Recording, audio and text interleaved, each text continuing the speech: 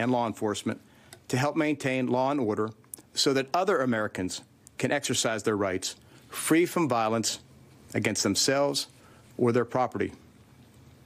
That is what thousands of guardsmen are doing today in cities across America. It is not something we seek to do, but it is our duty, and we do it with the utmost skill and professionalism. I was reminded of that Monday as I visited our National Guardsmen who were on duty Monday night protecting our most hallowed grounds and monuments. I'm very proud of the men and women of the National Guard who are out on the streets today performing this important task, and in many ways at the risk of their own welfare. I've always believed and continue to believe that the National Guard is best suited for performing domestic support to civil authorities in these situations in support of local law enforcement. I say this not only as Secretary of Defense, but also as a former soldier and a former member of the National Guard. The option to use active duty forces in a law enforcement role should only be used as a matter of last resort and only in the most urgent and dire of situations. We are not in one of those situations now. I do not support invoking the Insurrection Act. Last night, a story came out based on a background interview I did earlier in the day. It focused on the events last Monday evening in Lafayette Park, and I found it to be inaccurate in parts. So I want to state very clearly for all to hear my account of what happened that Monday afternoon.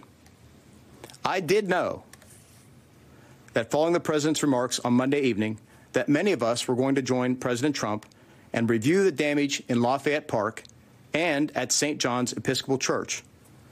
What I was not aware of was exactly where we were going when we arrived at the church and what the plans were once we got there.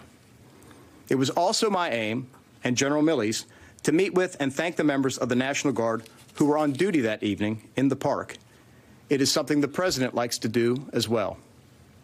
The path we took to and from the church didn't afford us that opportunity, but I was able to spend a considerable amount of time with our guardsmen later that evening as I moved around the city to many of the locations at which they were posted. I also want to address a few other matters that have been raised about that evening. First, National Guard forces did not fire rubber bullets or tear gas into the crowd, as reported.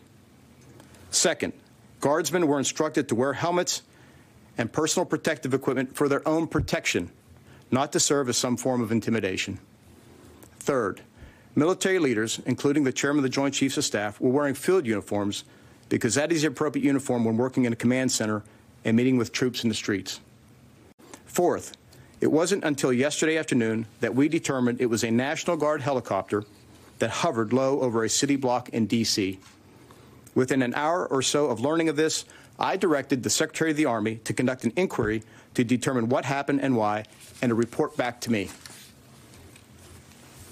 Now, y'all have been very generous with your time, so let me wrap up by stating again how very proud I am of our men and women in uniform.